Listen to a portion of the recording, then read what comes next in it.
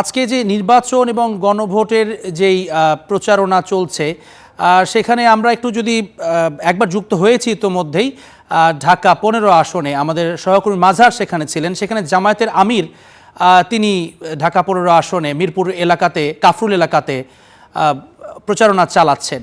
তো আমরা সেই জায়গায় সরাসরি একটু যুক্ত হতে চাই। পুরে যে কাফরুল এলাকায় জামায়াত আমির ডক্টর মোহাম্মদ শফিকুর রহমান তিনি উপস্থিত হয়েছেন এবং তার সামনে আমরা দেখতে পাচ্ছি যে তিনি ব্রিফিংয়ের আসলে প্রস্তুতি চলছে এবং গণমাধ্যমে খুব শীঘ্রই তিনি কথা বলবেন। এবং আমরা জানি যে গত দুদিন তিনি উত্তরবঙ্গে ছিলেন, তার আগেও তিনি দক্ষিণবঙ্গের বিভিন্ন জেলায় তার নির্বাচনী যে প্রচারণা সেটির কাজে ব্যস্ত ছিলেন। বিভিন্ন সভা সমাবেশ তিনি করেছেন এবং কেন তার দলকে বা তার জোটের শরিকদেরকে ভোট দেবেন ভোটাররা সে বিষয়ে তিনি জানিয়েছেন। তিনি কথা শুরু করেছেন। আমরা যদি তার কথাটি আপনাদেরকে সরাসরি শোনানোর চেষ্টা করছি।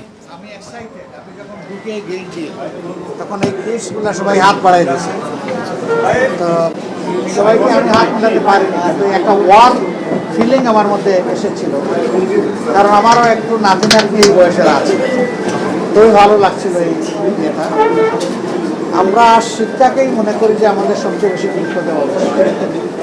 আল্লাহ তাআলা যদি আমাদেরকে এই দেশের সেবা করার সুযোগ দেন, আপনাদের সবাই দোয়া ভালোবাসায় সমর্থন, তাহলে আমাদের ফার্স্ট প্রায়োরিটি হলো education, second priority education, third priority আমাদের এডুকেশন।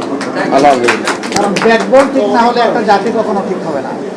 এখানে দুইটা জিনিস আমরা চেষ্টা করব অ্যাসার্ট করা, একটা মোরাল এডুকেশন আর একটা হচ্ছে প্রফেশনাল এডুকেশন।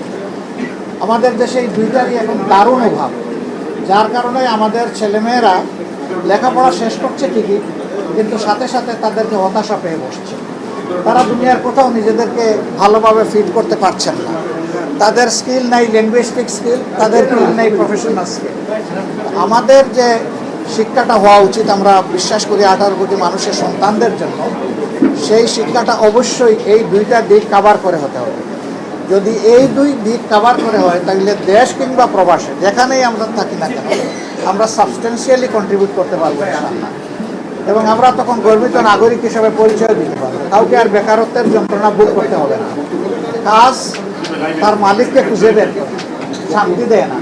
আমাকে মাঝে মাঝে কিছু লোক বলে যে আমাদের এই জায়গায় একজন একটু কম দায়িত্ব যার উপরে আছে তারে দেয়। আমি বলি যে আমি কি একজন অথর্ব অপদার্থ মানুষ আপনাদেরকে দেবো?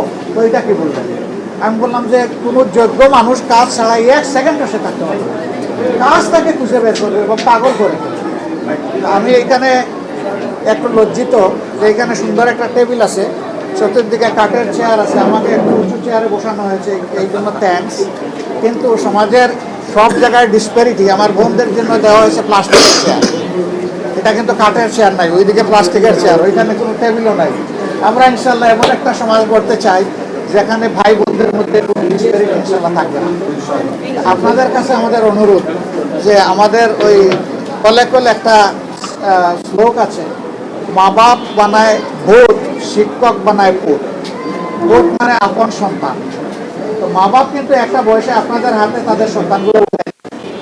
আমি জাস্ট আমার শিক্ষকের প্রাইমারি শিক্ষকের শেষ করবো। উনি ক্লাস 4 থেকে আমাদেরকে পেয়েছিলেন।